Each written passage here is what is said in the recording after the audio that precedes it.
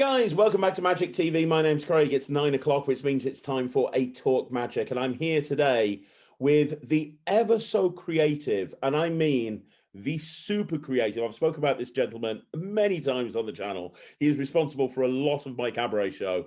The ever creative and super nice guy as well, the one and only Jason Palter. How you doing, Jason? Good, Craig. How are you? Thank you for having me. I'm excited. I mean, I don't think people realize how busy you are. We've been trying to make our schedules mesh for this now for quite a while, and you're really busy. I'm really busy. So thank you for finding time for doing this, because you knew right from the very beginning I've been wanting to get you on the channel. So thank you. Thanks for having me. It's great. You're well? I'm very well. I'm very good, actually. Are you? Yeah, I am very well. Thank you. Awesome. Now, one of the reasons I wanted to get you on the channel is because you have done so much in your career. A lot of people, when they think of Jason Palter, there's certain products that are kind of synonymous with your name, and we'll talk about those obviously as we move on. And people might think of you, with Penn and Teller and this and that and the other, and so many different things. But you've done a lot more beyond all of that. And we were just talking off camera about all the the acting and hypnotherapy, and there's a lot of strings to Jason Palter's bow. So I thought that what we could do is kind of do a bit of a deep dive into you, your career, how you got started in magic, and then kind of progress through to present day, if that's okay with you, Jason. Yeah, absolutely. Fire away. Well, let's start off at the very beginning. For those people that don't know who you are, when did you get into magic? Like when did little Jason get that magic set that sent him on the way to to magic superstardom? When it all happened, yeah. So 9, got a magic set when I was 9. Did my first paid show when I was 10 years old. I'm only 29, so you're doing good. Actually, I'm in my late 20s, very late. But and that was it. That started. So my first paid show, it was a neighbor's party, 3 doors down.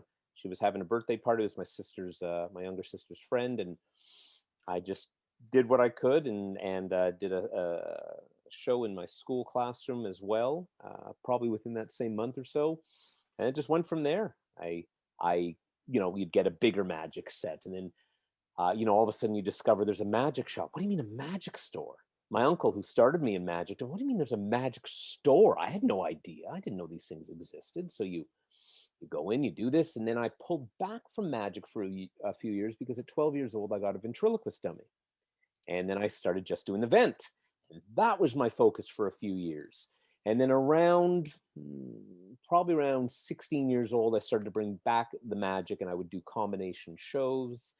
And then it just started from there. Of course, started with kids' parties, moved to larger events, moved to adult, moved to corporate, moved to speaking engagements as, of course, I got older. But then there were, as you said, all these little splinter things off to the side. I'm also a puppeteer, did training with Jim Henson Productions in New York, as well as the CBC here in Canada. But because of my background in Vent, I had sort of an understanding of how to do that stuff. And then it just sort of expanded from there. I started doing restaurant magic in my late teens, and I did that for years and years and years, which we can get back to talk to that as well, because I've had quite a bit of experience in that, and I loved it. Such a great way to really cut your teeth, getting into especially my style of magic, which is so improvisational. I always say the best part of my show is it's not scripted. The worst part of my show is that it's not scripted. So there's a bit of both. So I really love to ad-lib a lot. And then from there, I started to push into creating magic tricks, and at the same time getting into doing some on-camera acting, some hand demo stuff, puppetry as well, or voiceover work as well. And it just sort of expanded. And then, as you said, just over 8 years ago, I opened up a hypnotherapy office. Completely separate from my magic, completely separate from acting or performing. I really love it. I just really love to help people, but it's a very separate area to my career. So it's quite spread out, the different things I do. It really is. I'm exhausted just hearing that. I'm exhausted talking about it when I think about it. Like, holy crap, Jason, just pick one. Well, let's see if we can start going through some of those points that you gave me. So obviously you started performing when you were 10 years old, and then you moved into being events. Yep. I mean, obviously, if you were doing that up until you were about 16, that's something that you must have got very, very good at, obviously. I was. I mean, when you say that, and thank you, because I, it's something that family members, of course, all family members think you're wonderful, and and friends would say, you're really good at this. Um, and I don't know, I gravitated back to the magic again. But you're right, because as you start to develop that skill, I mean, I can still do it, but I've certainly lost the technique the way that I used to. I haven't done ventriloquism in ages. But it allowed me also to develop with my character voices and voices for animation and that sort of thing that I love. I just love. We're performers. We love our toys. That's why magicians love gimmicks and love all that stuff. I think because we love toys. So I just love the idea of playing and playing with people. What do you think you left ventriloquism to one side Yeah. because of your fascination with close-up magic and restaurant magic? Because I've never seen a vent. When you think about a vent, you think about somebody who stands on stage and they do a show. I've never seen somebody walk around a restaurant going, "Hi, my name's Craig and this is Billy." I've never seen that. So Right. And sorry, I should be clear. The restaurant stuff I did was only magic. I'm just yeah, saying that's when I got back. I no, didn't do ventriloquism. I couldn't. It's interesting. You're right. I wonder how that would go over walking around into a restaurant. I think people are already taken off guard enough about a magician approach. Can you imagine with someone with a dummy or a puppet of some sort coming up to the table as well? Might be a little bit off-putting. But the restaurant magic was. I mean, I was through end of high school and into university, 3 nights a week, Friday, Saturday, Sunday nights from 7 till 11. So all my friends are out partying and drinking and doing whatever. I'm in a restaurant honing my craft and just loving it. I mean, it was hard work and it's exhausting, but it's rinse, repeat at every table and getting heckled and getting the drunk guy. And how am I going to get around that? And how am I going to develop that? And how am I going to play? So anytime I'm speaking to younger magicians, say, what would be a good way to get started? I said, if you can get a restaurant gig, because it's the repetitiveness of it to just get you comfortable talking to people. and you get those people come back in that are like, "Oh, what's new? What's new?" Right. Yeah, Absolutely. you can't just do the same tricks 7 or 8 times over and Absolutely. over again. You That's gotta be right. working on new stuff all the time, haven't you? And I was always packing new stuff. And I'd say to people, guests would come in again. I said, "Oh yeah, did you see the thing with the ropes? Do you remember the thing with the coin?" The truth is, if they were in 3 months ago, they may not totally remember, but I think they liked the fact that I was always going to do something new for them. I was always going to show them something different. Well, as Yeah, somebody who's spent a lot of time doing restaurants, I'm going to sidetrack slightly and ask you a couple of questions. sure. I think the first question is a question I get asked on this channel an awful lot, which is the approach. How For to sure. approach a table, because I think that that's something that a lot of magicians gloss over. They spend hours working on their magic and, right, I need to get the perfect pass. But when you think about it, you've got to walk up to a table of people who are out for having a meal and they're having a conversation. You don't know who they are. And Hmm. you've got to, in seconds, get them interested in speaking to you and stop speaking to it. It's a difficult thing to do, right? 100%. So the approach, you're right. There's a theory that I had, and that is, and I don't think a lot of restaurant magicians understand this, and that is that the restaurant exists without you. It's going to serve guests, people are going to leave, people are going to come back. It exists without you. You are an enhancement to the guest's experience. Don't ever forget that. So when I'd be in restaurants, I'd watch other magicians watching, they get upset when the servers come and interrupt them. Sorry, tough luck. That's how it goes. So you have to understand that the restaurant does well. You are there as an ambassador, maybe to just help put the guests in a better mood. So when the kitchen's running late, because they will come back for the food, whether you're there or not. You're just one reason, hopefully, that they will come back. So I think that's something that a lot of people who are doing restaurant magic have to remember. But us performers and our egos sometimes, I think that we sort of get lost in that. So I started to play with the servers. And one restaurant in particular, I was there for 12 years, 3 nights a week. I outlasted 6 general managers. And in all those 12 years, there was only one server that I had a bit of an issue with. She had an issue with me at her tables. Now, she didn't last very long. She was only there for a few months. I don't think anybody else really liked her there either, and I don't think she worked well. But it was really interesting. I had servers who would beg me to come to their tables because when the guests are in a good mood, they're going to tip the servers better. Then the servers are making more money, then they're happy. Everyone's happy because what you're there to do is just make sure everyone's in a good mood. That's your job. And so I would learn to play with them when they'd approach the table, and I had lines that I would work on with them, and different things. And I always would say to them, and this is just some advice, I guess, that I would have other servers, so other magicians at restaurants, to say, I would say to them, look, if I'm in the middle of something, if you got to put the food down, you put the food down. You guys are the priority, not me. The guests are the priority, not me. But if you can let me see it coming in your peripheral, because I might be just right at the climax of the trick where the ring is about to reappear. I'm pulling the coin out from their nostril or whatever, and you go, and they turn and look, and the food goes down, and all of a sudden I'm holding the coin. They go, yeah, but the waitress put the food down, and that's how you did it. So it can sometimes be that moment where you're just about to actually come close to starting your own religion, and they just appear with the food. So what I would do sometimes, because I would say, I'll give you a look, just say, hang on a second, okay, now come in. But if it's hot, if it's heavy, if you're in the weeds, really busy, drop the food, because you guys are the priority. So that was one thing I did. But getting back to your earlier point about the approach is, again, remember, most guests have no idea that there's a magician in the restaurant. Yeah. And I don't know what it's like performing where you are, but I'm in a suburb of Toronto, Ontario, Canada. And Toronto is a lovely city, but I find we're not as open-minded about a lot of this stuff. So I would have there's a giant poster on the restaurant outside of me, and guests still wouldn't even see it. So they were sort of shocked that I would come. So I would always let them know there's no charge. And that was the biggest thing, that people are afraid they have to pay. So my approach was usually, how are you? Now, a lot of magicians, restaurant magicians, I've read and met guys over the years who like to start off right away with a trick.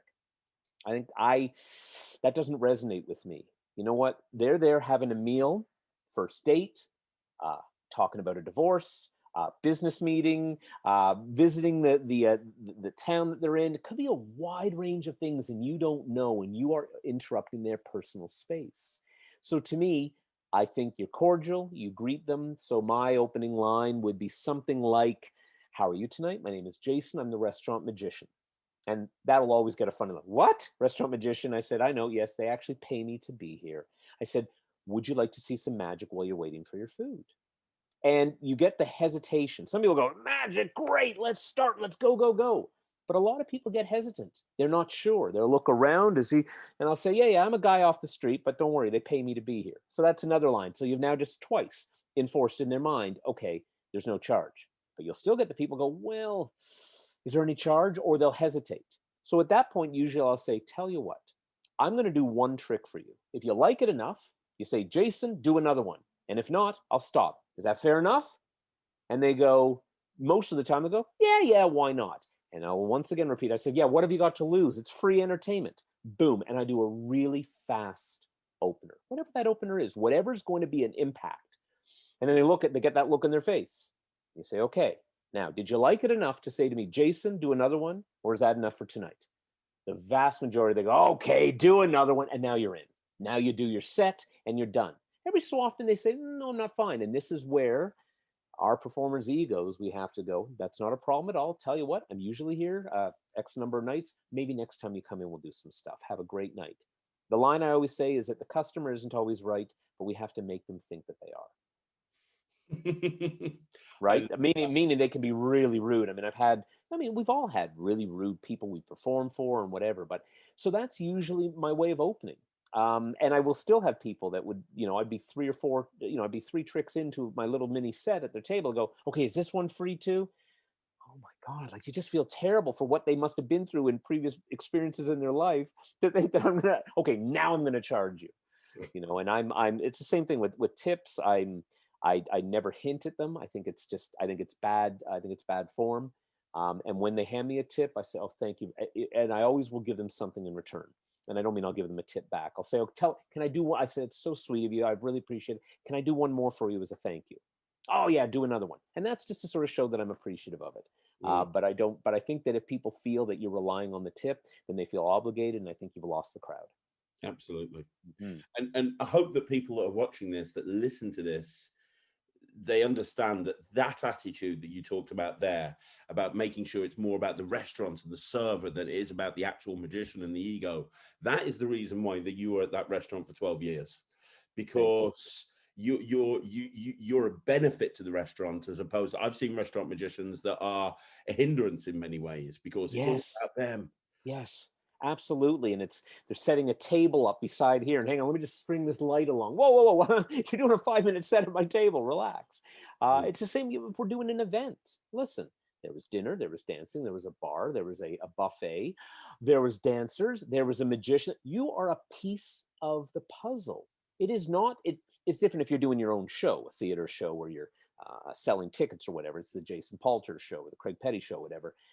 But at an event, you're doing a wedding, you're doing a bar mitzvah, you're doing a christening, you are a piece of the event, albeit I think a piece that people will be talking about. I always say, I said, look, spend good money on food and spend good money on drink. But if you think people the next week are talking about your prime rib, they're not. They're talking about the entertainment. That's what you have to remember. So don't leave that as an afterthought. Unfortunately, a lot of people don't understand that. A lot of just general public, but you are still a piece of the puzzle. So it's not all about you. You have to share the stage with the DJ, share the stage with the band, and be nice. Just be cordial. Understand they have a right to be there too. They have a show there. So the same thing. Speaking to the restaurant as well. You're going in. You want to make sure that that you're a piece of the puzzle, and hopefully a piece that brings them back. Especially if they've had a lousy time. I remember asking the manager, I don't know, had been there for whatever, a year or two, one of the managers that was there. And I said, look, are you satisfied? Is there anything you'd like me to do different? Have you gotten any complaints? And he pulls out a stack of comment cards and he says, I get comment cards all the time. He says, but I'll get comment cards that will say the food was lousy, that server stunk, but that magician, we're coming back to see him. So it's not necessarily that I'm that good. I mean, I'd like to think I'm good enough that, that they came back. But if you're the one that helped their experience in the restaurant, the manager's going to be really happy. Because if the food was delayed, people are upset. If they got the food wrong, or if the server was the food was cold or whatever, you're just there to cheer them up. You're there just to enhance the experience that they're already getting in hopefully what is a good establishment. Love that. Yeah, Absolutely love that. Very, very good advice. Thank you for that, Jason. yeah, no problem. Let's move on, because obviously we're going to talk about products later on, but a lot of the products that you are really well known for, like red carpet, for example, and the space between, they're stage routines, or they can be done close up, but they're primarily, they play bigger. They're Right. now, and I think of you, when I think of Jason Poulter, I don't think of you as a close-up magician, even though you've released some amazing close-up. I think of you as a stand-up magician. When did you transition into stand-up? Did that happen at the same time as the restaurants? And why did you go in that direction? Was it a desire to be on stage, or was it because you were trying to push yourself, or? It's a good question. I mean, it's a bit of both. There's things I really love about close up walk around. There's stuff that really I would prefer that doesn't happen. There's stuff I really love about doing parlor and stage, and stuff that I really miss about close up. What I try to explain when people ask me about it, what's the difference? I say, when you're doing close up magic, it's really intimate. Two, three, five, 8 people in front of you, and it's right there, sleeves up. If you do perform your sleeves, but it's there. Most people have never seen a live magician in their life. The truth is that most people have never seen it live. To see it 5 feet away, not a chance. So they're shocked at what they're seeing. Even if you're doing the most simple card trick, they're not used to seeing that. And that's real intimacy that you can get into. There can be disadvantages as well. If you're walking around a cocktail party, people get missed. I'm a firm believer of always leave them wanting more. Don't do too much, because you want them to say, my God, this guy's great. Where do we find him? As opposed to, how do we turn him off? He can't stop. So the walking around gets a really interesting intimacy to it. The stage isn't as intimate, but it feels nice to, especially when you get a good crowd, to be on. And by stage, I mean stage can be 40 people, stage can be 4,000 people. It doesn't matter. But there's something also to be said about that feeling. So I like them both. I didn't.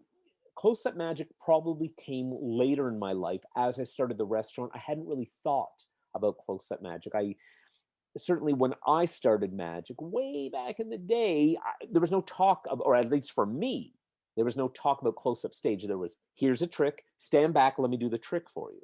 There was no idea of, well, this is a close-up magic, and I learned more about angles back then, but not so much taking into account the angles in a close-up magic trick. So I think the stage probably came first, then into close-up, and then I would blend them.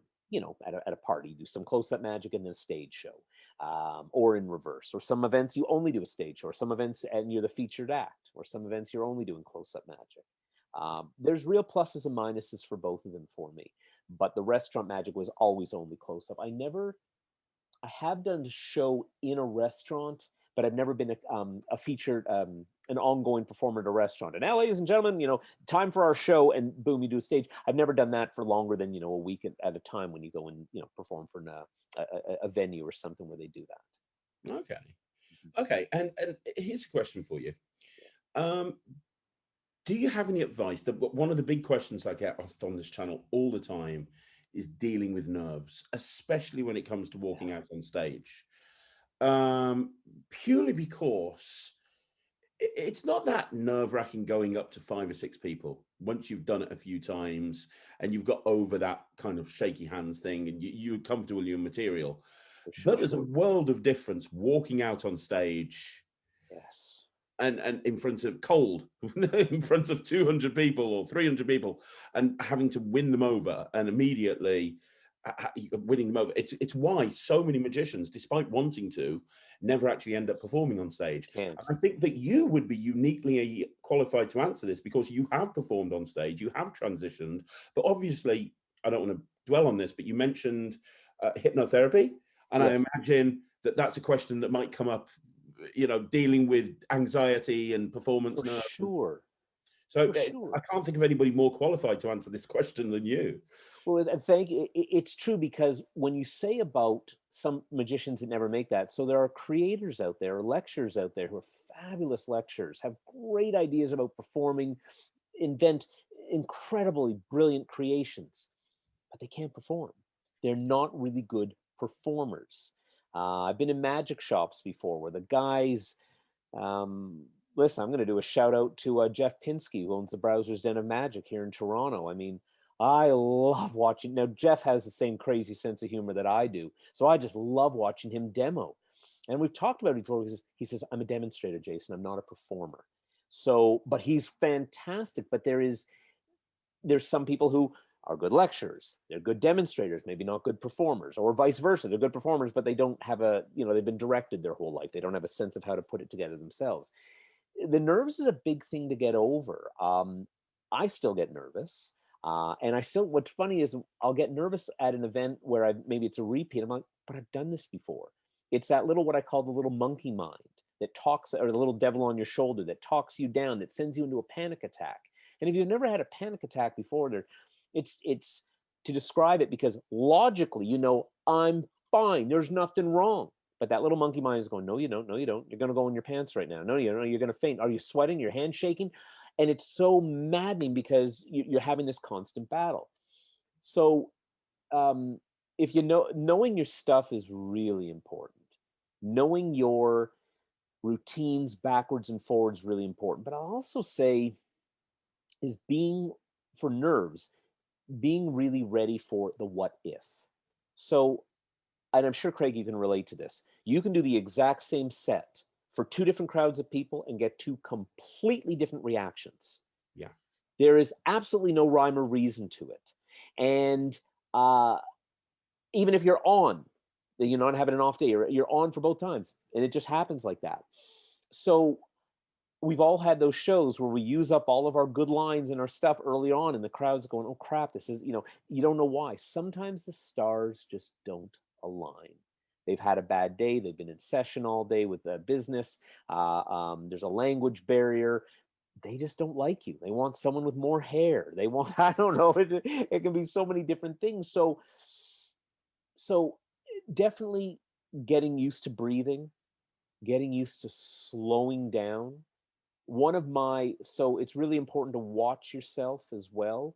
Most performers are oh, I don't like to watch myself. It's the most valuable thing you can do, because you will pick up on what I call your ticks, your things that you do that nobody else recognizes, or they do recognize, you don't see it yourself. You can see, for me, so I'm a comedy performer, and my style is very improvisational, as I say, very comedic. And when I find I'm having a bad crowd, or if it's off, what happens is I get nervous, because there's no lonelier feeling on stage than being alone on stage and nobody is laughing or nobody is reacting to you. So what happens is, then the heart rate races, your pulse increases, you're starting to sweat, and now you're nervous. So now you start, in my case, I start talking faster when I get nervous, thinking that I'm going to get the lines out. They're laughing less. Then when I watch it back on video, I say, oh my God, Jason, you idiot. They couldn't even hear you. They didn't even know what you were saying. Of course they weren't laughing. So it's really important to slow down and to breathe and do what I call sitting on your voice. So one of the things I did when I was on Fool Us, because that was one of the more nerve-wracking things for me. You're performing for Penn and Teller. They're pretty good. Tough guys. You got 9 cameras around. You got a live audience. You got one shot to make this. And one thing that Michael Close had given me advice, he says, you get out and you take your mark on the stage, they're going to give a few seconds before you roll.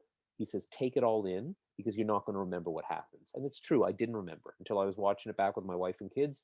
I had no idea what had happened because I didn't remember.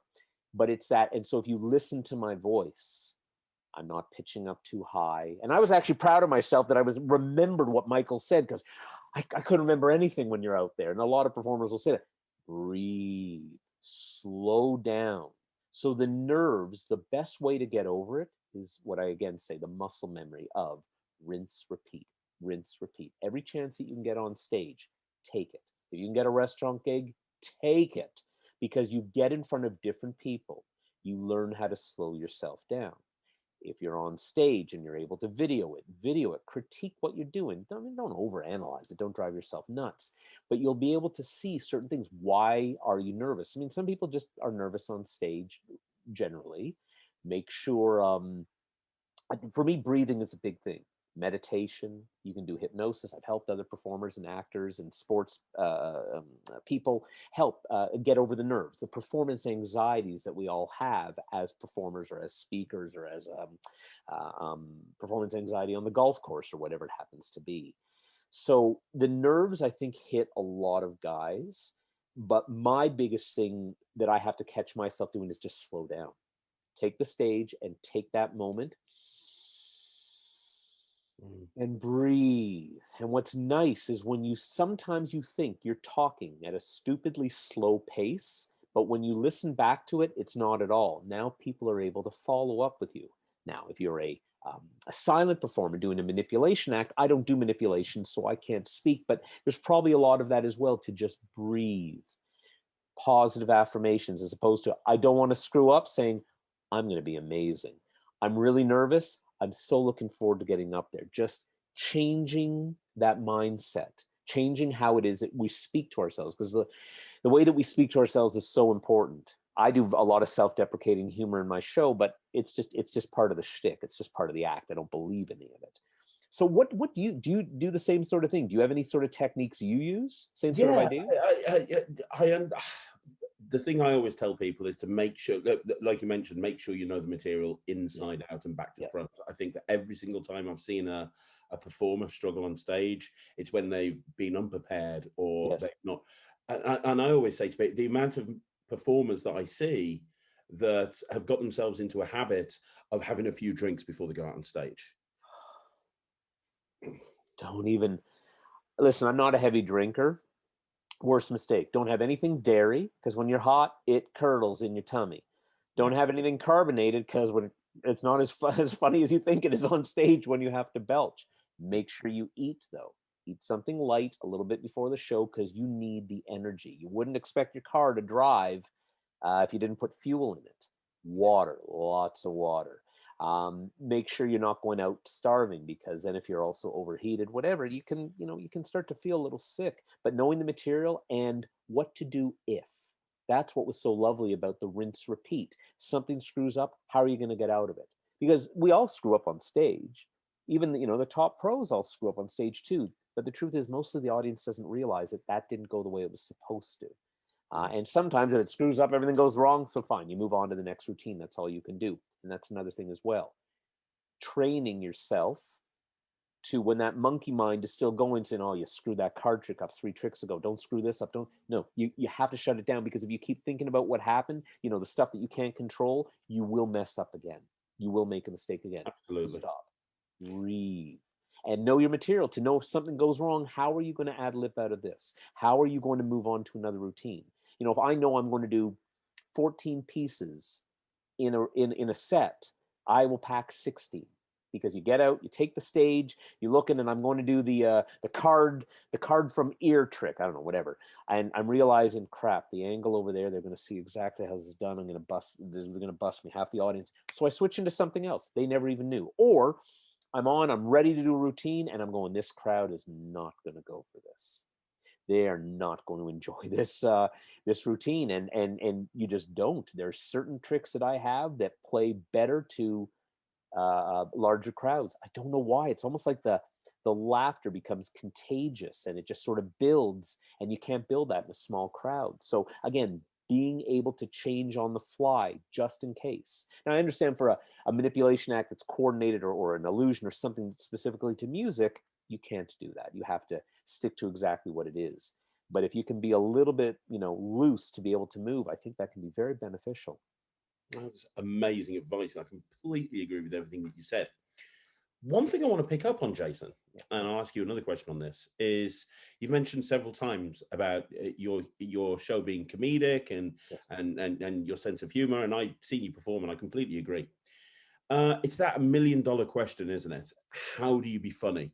Magicians are here going, well, I've got this invisible deck, and I can do it, and I can make the card turn over, but how can I make people laugh while I'm doing it, and have them laugh with me, not at me? Comedy is really a very strange formula. And listen, magic is art, music, visual arts, comedy. It's all art, and it's very subjective. So, to my point earlier on, I can do the exact same set for 2 different crowds of people, get 2 completely different reactions. I've done nothing differently. I've watched on video, I've had people critique it, they go, it was just a crowd. It doesn't mean they were necessarily a bad crowd, things didn't gel. So humor is also subjective. So I will sometimes get a little risque, but I let the audience take me there. Even in a comedy club where people are there, they're having a few drinks, they're expecting it to go blue.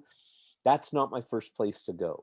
My favorite comedians to watch, don't get me wrong, I love the rude comics as well, but I love the old stuff. Jack Benny, All in the Family, Archie Bunker, that's a TV show. Did you get that in the UK? You have All in the Family. Yeah. Okay, so any of Jack Benny, Abbott and Costello, where it was clean humor. Carol Burnett, the Carol Burnett Show, and Tim Conway, it was very clean. It was, and I think that's the sort of stuff that Red Skelton said. It's the blue acts, the risque acts that never last. It's the clean stuff that just plays. It's timeless. So it's frustrating when you have something funny that you want to do and it's just not gelling with the crowd. So again, it's that being able to move and be able to change it a little bit. Maybe they want you to go a little risque. Maybe they want you to tone it back a little bit. I'm a very visual comic as well. So I love watching stuff, for instance, like Mr. Bean. So Rowan Atkinson doesn't say a bloody thing. It's all here, and you know exactly what is happening in those moments. The shots where Jack Benny and Frasier, Kelsey Grammer, would do the look out to the audience. You know exactly what's happening in that moment, and take the moment and let it breathe a little bit. Don't rush over the joke. I mean, the line is, don't start talking until you hear that applause has died down to almost nothing, because they'll miss it. But take the time for the people to get the humor. And the truth is, some people are serious performers. Some people are comedic performers. Some people, it's you're going to find a style of comedy that works for you. If you want to be a comedic performer, you'll know early on in your life whether you're funny or not. You're making the family laugh at dinners, at holiday dinners or whatever, or you're not. Or you're every time you're making a joke, people are groaning and rolling their eyes. I mean, part of this is, Craig, for me as well, is becoming very self-aware, being humble, being able to recognize when, you know what, this is not working. I gotta stop. I mean, we all have those cringe moments where you're watching other magicians perform at one of the local clubs or whatever, and they think they're the funniest guy in the room, but they're not even paying attention to what people's eyes and body language is doing. They're doing these horrible jokes or these really off color things or just stuff that just isn't funny, and they keep going. They're not paying attention, being self-aware to go, you know what, maybe doing a dick joke right now isn't working at this 6-year-old birthday party, even though it's really adults. Maybe it's not good, or maybe at the club you just, so that's a big part of it. I like to have, if I know somebody in the audience, if my wife is there or an agent has booked me or whatever, and I say I want to hear, I want the criticism. I don't want you to be mean. I always say compliments are wonderful. Listen, it's wonderful. We love when people tell us you did a great show. They loved it. But the gift is the criticism, because that's where we learn. We learn in our bad times. We learn when we've made a mistake, when we've been brought to our knees, basically. So the same thing in a show. When you screw up, when something is a mistake, when it was a bad crowd. Okay, what went wrong there? Don't overthink it, but be self-aware enough to know. So it's a, how do you be funny? So this is where I'm sort of getting around to your, sorry, it's a long sort of answer to get around to your question. It's tough because there's different styles of funny, you know, even in magic. There's some comedy magicians, I just don't, it just doesn't resonate. But other people are roaring with laughter. Or other comedy magicians, those guys aren't roaring for laughter, but these guys are. I think it's, you know, you just try and feel your way around, just developing what your style is, what you feel is going to be right, and you'll know, but it's practice. Get away from the mirror, get in front of people, do charity events, do free events, do restaurants, do whatever, just because that's the muscle you have to work. For me, the muscle isn't so much the technical stuff, it's this. It's this, the interacting with the people. It's that connection with the audience, which is so, so vitally important. And we've all seen guys who come up on stage, they're so nervous, they haven't even looked at the audience once. Or they're just so full of themselves, they haven't even stopped for a moment to realize this isn't funny. They're being very sexist, or they're being very rude, or they just haven't even stopped enough to do that. And maybe performing isn't right, isn't what they should be doing, or maybe they should be sticking to the nightclubs or whatever. Mm-hmm. You know, Absolutely. I don't know if I exactly answered the question. Did I? No, yeah, you did. Yeah. You did. Okay. Yeah, and it's also a very difficult question to answer. I mean, It is. it's not It something is. you could spend 5 hours and still not get down to the nitty gritty of it. Yeah. It's really, yeah. And I mean, there's silly humor. There's sophisticated humor. There's so many different levels of it, and some resonate with this. And there's various comedians out there, which I have friends of mine who just love. I mean, friends of mine who I respect. I can't connect with that the comedy. I've never found that comic or that whatever particularly funny. But the type of acts that I personally like to see are talking acts. I appreciate the skill of manipulation, stuff I couldn't even do. I mean, some of the stuff is just, as we know, just absolutely mind blowing. I like the talking acts, and that's me. But there's reasons some guys don't talk, because they're much better at the manipulation, or vice versa. I don't do illusions. I mean, I do them occasionally, but they're still done in my style. But I'm a talking act. That's what I do. So, And I think you hit the nail on the head when you said about experience. I think there's no substitute for flight time of finding your own character. I can't tell you the amount of magicians that I've seen, and they walk out on stage and they start off like Jeff Hobson. Then they become Michael Finney. Then they become right. Jay Sankey. Right. Then they might transition for a little bit into somebody, John Archer or somebody, Right. Yeah. and then they'll finish off with somebody else. With Copperfield. Yeah, they've taken Right. these comedic performers and they've just gone, right, I'll do that and that and that and that and that, and they're all over the place. And Yeah. the only way to stop that from happening is flight time and just finding your own voice on stage. It's like learning to drive. You know, you get your learner's permit. What's the best practice? Just get in the car as often as you can. Learn from your mistakes. Muscle memory, muscle memory. Um, the tricks and the routines that, of course, technically what we do, there is a muscle memory involved. But if you are a speaking performer, there's so much of that muscle memory as well, especially as you're improvising and learning how to ad lib and deal with the people heckling you and audience management, etc., which is so huge. I that's another thing for the younger magicians who are starting. I mean, you see them at the magic clubs and they're doing sleight of hands that are just blowing my mind. Sleight of hand moves and things that but they have no sense of timing, no sense of angle, no sense of performance, no sense of there's actually people watching there. But they can do a real cool move or moves. So it's that blend. It's that. So I'm very much. I say it as an actor. I can teach you to read. I can teach you, therefore, to read a script. I cannot teach you how to act. There's a part of acting, a part of performing that's in here. It's in here, your soul, your person, that I can't teach. You either got it or you don't got it. And it's the same with performing. I can teach you to do any trick. I tell this to lay people. I can teach you to do any trick in the world. I can't teach you to perform. So many years ago, you can edit this out, but I'll tell you the story. You can appreciate this. So a friend of mine was over for university. We were working on a project together. Oh my gosh, we're back in university. And we were talking about the difference between magicians and a guy who does tricks. So I had a one way. Am I allowed to say certain trick names? Okay. Of course, So yeah. I didn't know what rules are. I had a one way forcing deck. So they're all seven of spades, and the bottom card was a king of hearts or whatever.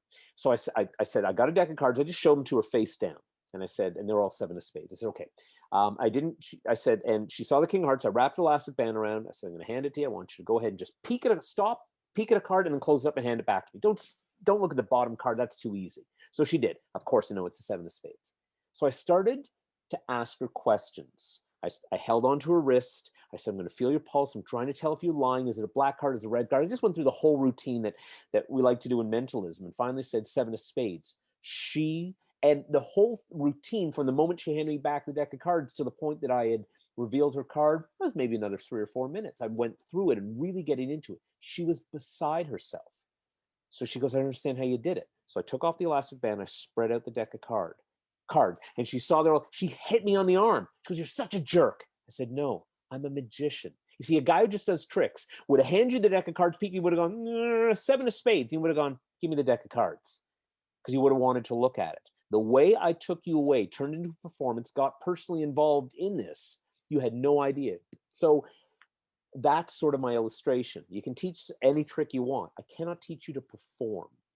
And so that's where the flight time, as you call it, and I like that expression, is just getting out and doing it over and over again. Enough of getting in front of the mirror. Learn, you might get busted. You might, somebody might see you do something, but just get in front of people over and over again. And we've talked a few times on this interview about you being an actor. Did that come about as a result of you wanting to become a better performer and thinking that might be a way of achieving that?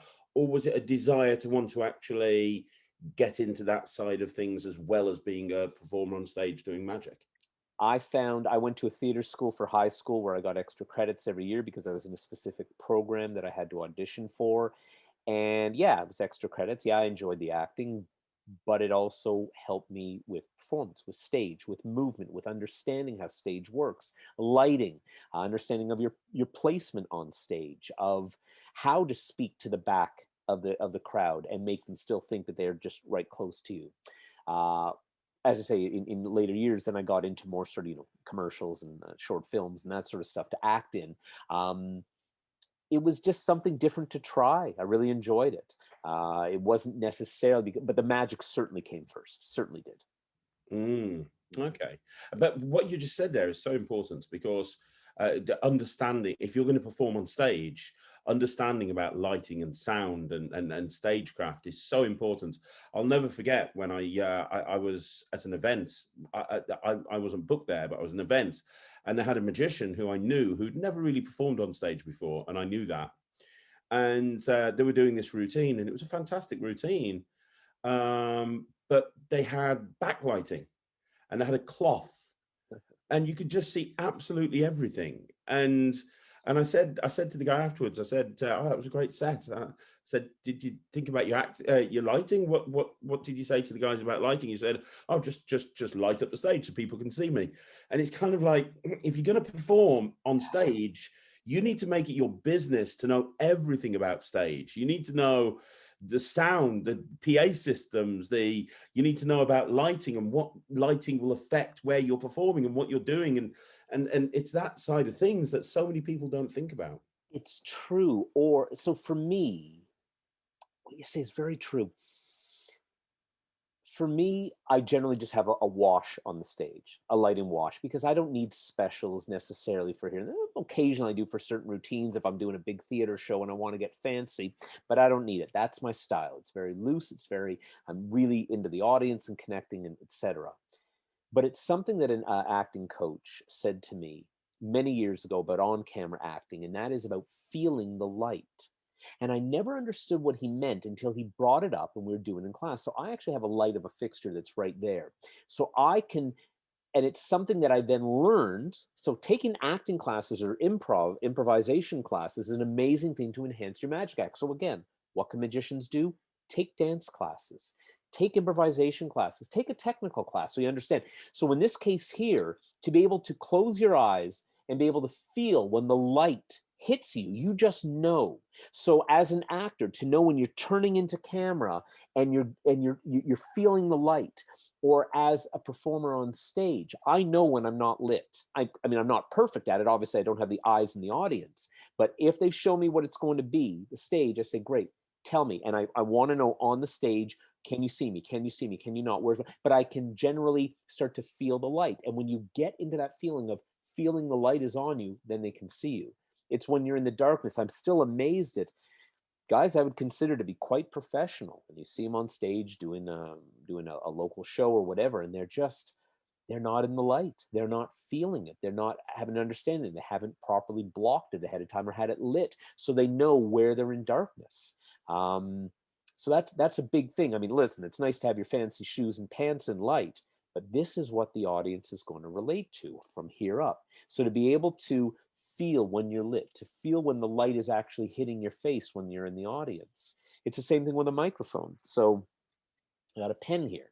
And if you bring an audience member up on stage and you're going to use the microphone for them, let's say you don't have a lav or a headset mic on you, and you're talking to them and you're giving them the mic, and then you turn to the audience like this, and suddenly you come back to the microphone like this, and you go like this, I want to show you something over here, and you come back to, no, bring the microphone with you when you talk, and we're going to do this. Isn't that right? Yes, it is right. Okay, it's going back and forth like this. By the same token, and that just reminded me of something else, the staging.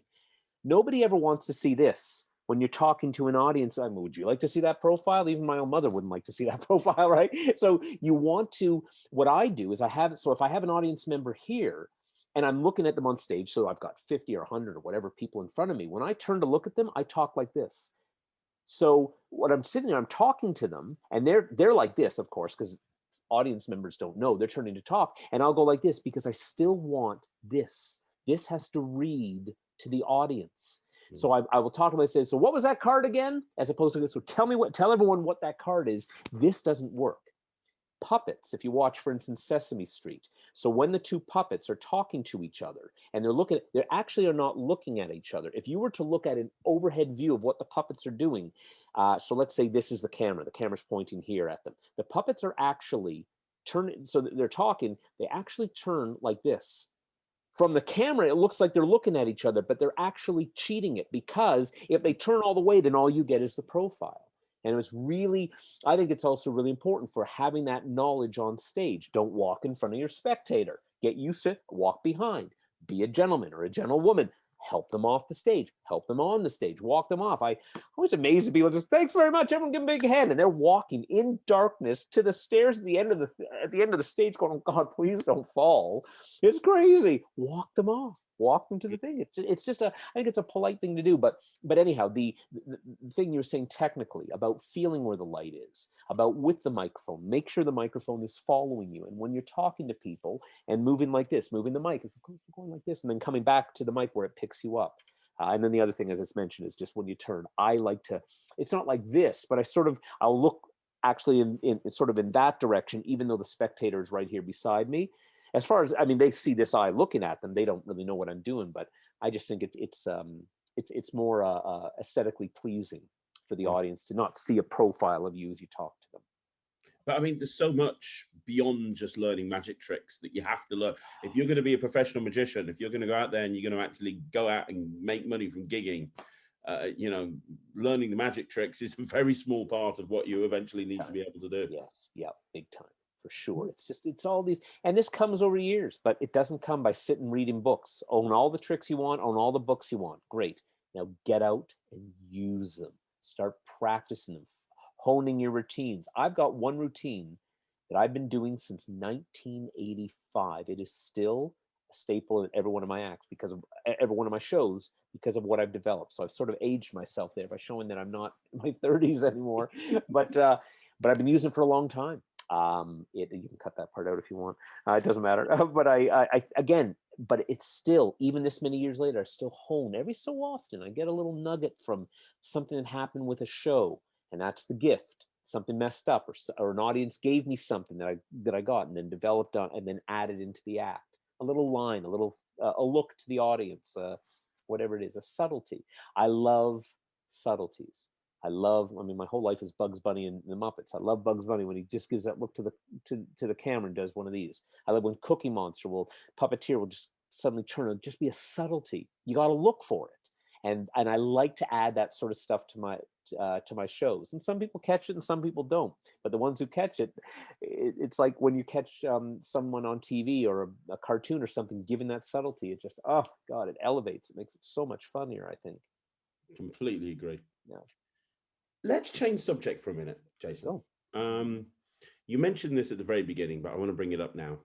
You're obviously also known as a creator of magic. Now, how did that come about? And let me ask you, what I mean by that is you're a successful performer. You've performed, you transitioned from restaurants to very high-end corporates and shows and performing, you know, all over the place. You're in demand. You don't have to worry about where your next gig comes from. And obviously, also to subsidize that, you've got all of the stuff that you're doing with acting and puppetry and everything that we've discussed. What made you decide to actually start creating and releasing magic? Because your brand is so well respected, but I almost don't understand why you actually started selling magic in the first place, because you're one of these people that everything that you bring out, you've honed it. It's part of you see these creators that bring something out that they've had this rubbish idea for, and they just throw it out there. It's never been worked in the real world. You don't do that. So you know, why take this stuff that really works for you and then start not giving it away because you're selling it, but making it accessible for everybody else out there? It's a good question, Craig. I think as performers, as artists, we simply love the creative process. You're a writer, you're a photographer, you're a singer, you're a magician, you're a dancer, whatever it is, you love the creative process. And when I talk about exercising the muscle memory, the creative process of getting on stage and doing a new routine or doing a show, there's an incredible thrill in that, you know, if you're a non-performer, you just can't understand what it is. Creating something, writing a book, creating a trick, and the process that goes through that you go through that can also be it exercises a different creative muscle. So I had an idea for my very first trick that I marketed, which is my third-degree burn trick, which is any card blistered to your finger. There's no forces, there's no deck of cards, it's nothing. I actually have one right here if you want me to show. It's just, I don't know, I really enjoyed, there was something thrilling about it, just kind of cool to say, that's my product there on the shelf. And I wouldn't say it's so much of an ego thing. I enjoy the process. It was getting that first trick out was a long thing. You know, you got to invest money and time and courage and know that it might flop or it might do really well. You don't know. I don't know, and just wanting to share it with other guys. And I've met people. A few years ago, I was performing in Las Vegas, and a gentleman had come up to me And he was a pretty big burly guy. "You Jason Palter?" I'm like, "Yeah." And he says, "I have your third degree," and he all of a sudden turned into a kid. "I have your third degree burn." Like I thought he was coming up to confront me, but he was confronting me in a good way. He says, "I got into magic because of you." And I'm like, that sort of feels good. You got somebody started because of an idea that you just had and you put out. He says, "I brought some friends. Would you come and meet them? I'd be really honored if you come to my table." I'm like, "Are you kidding? I'd be honored. Thank you so much." It was so flattering. So there's sometimes that, and it's just nice to see people using your stuff. And um, but I think for me, it's just using a different creative energy. I like the process of writing, editing, honing it down, scratching it, starting again. I think that's what it was for me. It was just trying something different to do. And I liked it. I got good reviews. So I released another one, and then had people coming to me with some trick ideas, and I'd release under, under my name or whatever. So yeah, I think that's it. I think that's just sort of it. You just sort of, it's a different muscle that I'm using. It's a different marketing muscle, if you will. But I think for you as well, you have different facets to what you do. Do you like one better than the other? Sometimes, but I'm guessing for you as well, it just gives you a thrill, a rush, a feeling of accomplishment doing this versus doing that this month. Yeah. Fair enough? Yes, Yeah. absolutely. Yeah. I think if I did the same thing over and over again, I get bored. Yeah. I have to flit about. Yeah, I understand. Yeah, totally. It's one of the reasons I started the hypnotherapy. People since high school always talked to me. I was called the therapist in high school, and I always liked to help people, but I didn't want to do a hypnosis act on stage. So I had an opportunity to train in it, and I did. And then I opened up my office, as I say, just over 8 years ago. And it's grown quite a bit, which is nice. I mean, from where it was, it's still a very small office, but I've been trying to grow it, et cetera, to move up, and I love it. But it gives me a different sort of um, uh, thrill, shall I say, than creating magic, or a different sort of thrill than performing on stage. So I keep it going. And so as performers, I think we have to diversify sometimes. I think that if you're just a stage performer only, and that's all you ever do, I think there's a potential to burn out. If you're just a creator or just a lecturer, you got to spin off. So I do a little bit of hypnosis. This month I'm doing a little bit more magic. This month I'm creating a trick, or I'm lecturing, or I'm auditioning, doing the voiceover. I don't know what it is. It's just, and that's the plus side. You're always doing something different. The downside is you're not focused on one thing, and that sometimes can drive you a little nuts, because you're sort of, what's the line, showing my geekdom from Lord of the Rings, when Bilbo says, "I feel like butter spread too thinly on toast." I think that was a line that he said. Just sometimes you just feel a little bit too spread out. And I go through that. Do you ever find that for yourself? Yes, I do. Yeah. Yes, Yeah. 100%. Yes. Today, ironically, I think I feel like that. Okay, right. Particularly, yes. Right. I can relate to that 100%. Yeah. But let's talk about third degree burn for a minute, because Sure. one of the things that magicians, especially, and I've talked about this on the channel before, but uh, people that come into magic, they see these creators that are being put on pedestals, and they kind of think to themselves, "I want to create a magic trick. I want to be that guy. I want to be the person that everyone looks up to." So I think it's everyone's desire to create magic and be a successful creator. But there's a lot of people who can't understand the creative process. As somebody who's created so many wonderful tricks, is there a process that you follow? Take third degree burn, for example, because that's a trick that, since you've brought it out, there's been variations, but yours was, you were the guy that came up with this whole system that just really changed the game, really, when it came to that sort of effect. And how did I suppose, how did the creative process or inspiration hit you with regards to third degree burn, or just generally? Yeah, for sure. It's and I give credit in the instructions as well. It was Brent Walsky. I don't know how Brent pronounces his last name. That had a trick called Pyroperceptions, which was a blister trick, and he didn't invent the blister principle, but he had a blister trick that blistered. I think it was one of 4 cards or something that you had to force. And I remember, so there's an old style of a card indexing system, which are index cards in your pocket. You walk up to someone in a party, "How are you? Name a card." "7 of clubs," huh? And you pull the 7 of clubs out of your pocket because it's indexed. And I thought, wouldn't that be cool to have that blistered. Any card that they name just blistered automatically. So you are correct. There is a process to it. I always say it's show business. It's not just a show. Don't forget the business part of it. So you're right. Anybody can invent a trick, but there's a lot to it. Like anything that I say that leaves my shop, it's not a shop, but anything that leaves my shop, I say, no spelling errors, make sure it's clearly explained, make sure it's good quality, et cetera, and hope that you're not knowingly ripping someone else off, because I try to do a lot of research on my stuff to make sure it's not. So yes, there are other blister trick cards out there. To this day, to my knowledge, there is no other forcing non-forcing gimmick out there. So like I have one here. Did you want me to show go on for it. camera? Yeah, So absolutely. this is the original. Now I don't mind showing this freely in my lectures or anything, because you're never going to make one of these for the price. And magicians love the cool, so what I say, the James Bond type gimmick of what this is in your pocket. This originally started as two slightly smaller gimmicks. All the suits in this pocket, all the suits and the lower cards in this pocket, all the suits and the higher cards in this pocket. So identical gimmicks to this, just smaller. And then at the very last minute, I just went to one gimmick. I did a little bit larger. And so it's basically, it's a card indexing system, which you can learn within a matter of minutes. You just keep it in your pocket. And so it started from there. And I, thought I'd sell a few, and I sold a lot. And then from there, I have one right here.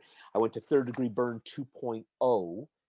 Which is the same gimmick. So basically, they're identical size, identical materials, but the Third Degree Burn 2.0 gimmick, oh, got to come out of the envelope. Come on, is black, and it's got a couple of other enhancements to make it a little bit easier to find the numbers. I don't know if that's even reading on the camera. Yeah. Oh, there it is. Oh, I see. Catch the light. That's good.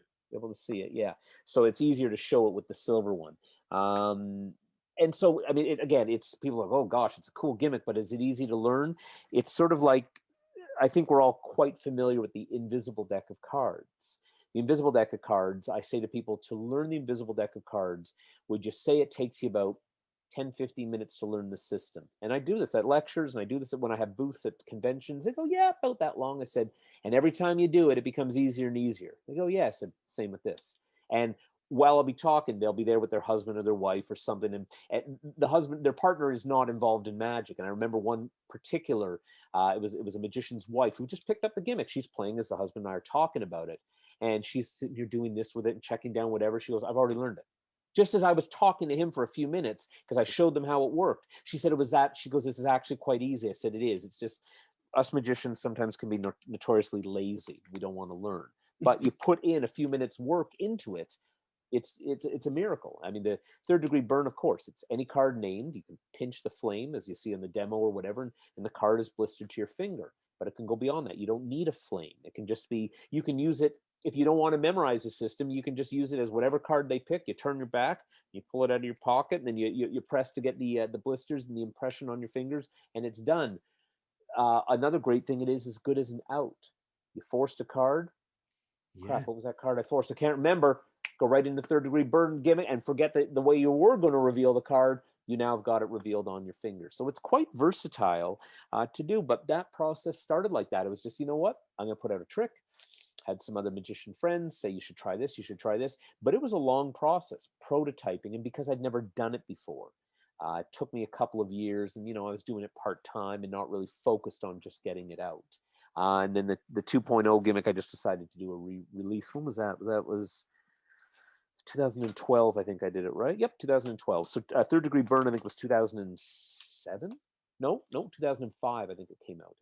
But it's a testament to the trick that it continues to be very, very popular to this day. Like when you think about how 15 years old, the original, and still just as popular today. For sure, but what I keep forgetting, we love street magic, the close-up magic.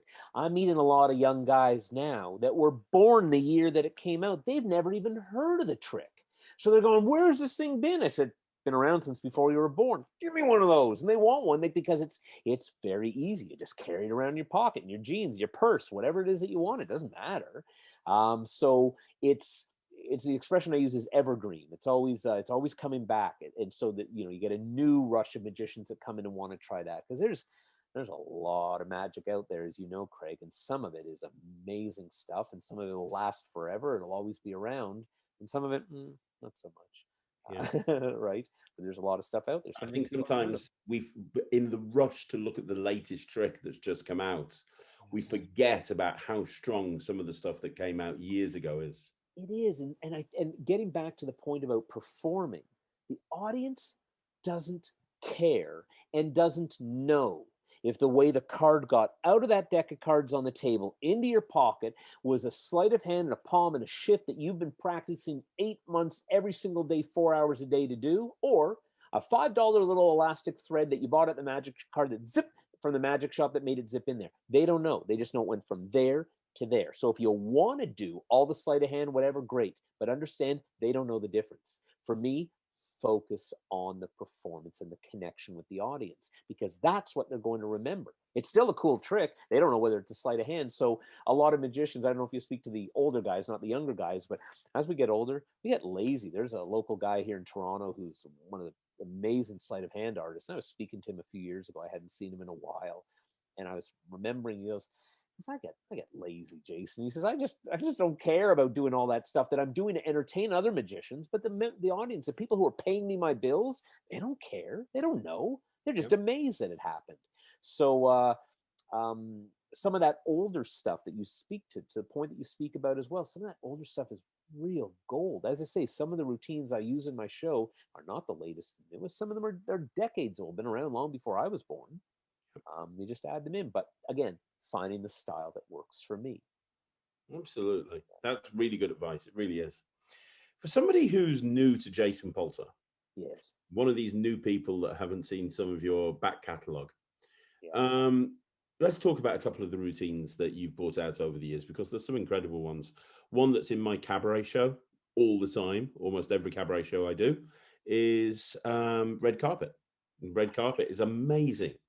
Such a great revelation, such a great moment on stage for everyone. It's just a wonderful trick. It's so Ari Soroka, very, very dear friend of mine, and we met 1990, 91, somewhere in there. I remember I was over at his house for dinner, and he goes, I got this idea of this trick to show you that I did at the Magic Club, the local IBM ring here.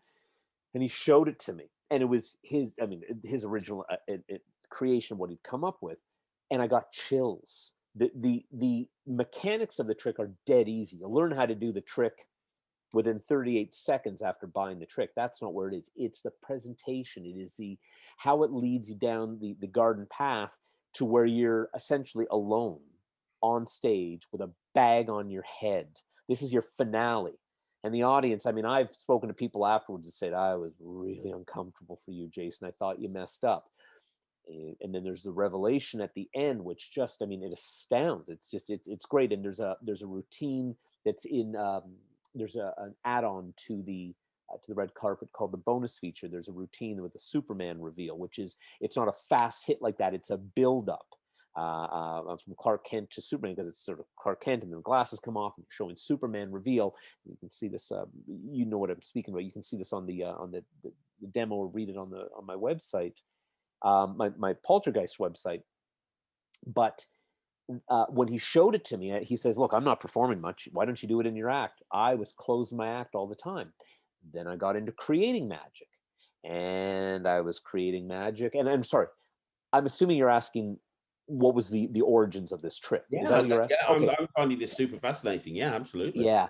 So I was at a local magic shop, which isn't around anymore, very well known, Morrissey Magic. A lot of people remember Morrissey Magic. Yeah. So I was at one of their birthdays.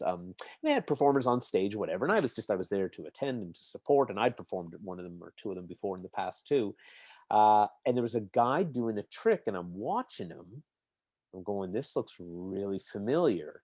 Mm-hmm. And he did it, and it was basically what became the red carpet. So I went up to him afterwards, how you doing, etc. I said, that last trick that you did, where's it from? He goes, there was a guy back in the 80s did it at the Magic Club. I said, was it Ari Soroka? He goes, yeah, that's him. He goes, but he did it with I said, an Albert Einstein mask? He goes, yeah, that's it. I said, okay, cool, just wanted to know. And I got in my car and I called Ari and said, "You got to let me market this because someone's going to take this idea." He says, "Okay." So I did it as a Jason, what I call a signature series, a Jason Palter presents Ari Sorokas, and I called it The Red Carpet. So I took his original idea, I made some tweaks, I made some movement, whatever, and that's what became. So it's what you're buying is the props, which, you know, if I can pat myself on the back, they're pretty good quality. There's They're amazing. Oh, you know what? Oh, yes, I do. I have the sketchbook here with the different characters that comes in. I had these all created, and of course you're getting the routine.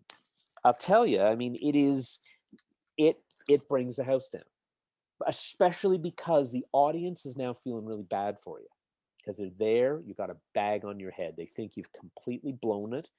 And I mean, it's one of the lines I use. It's right before I do the final reveal for the climax of the trick. I'll say, "I'm so embarrassed. I want to wear this bag home." Like just on my head, because I want to hold my head in shame. So thank you. I'm flattered to know that, you know, it sort of makes its way around the world. Oh, it's And great. know it. Yeah, thank you. And it's that cliched line. It's a bit cliched, but it's so true. Pack small, plays big. Yeah. Like you just fold that bag up, stick it in the case, stick the see-through bag with the chips in the case, put that. Yep. That's it. Takes up no space, and nice and easy.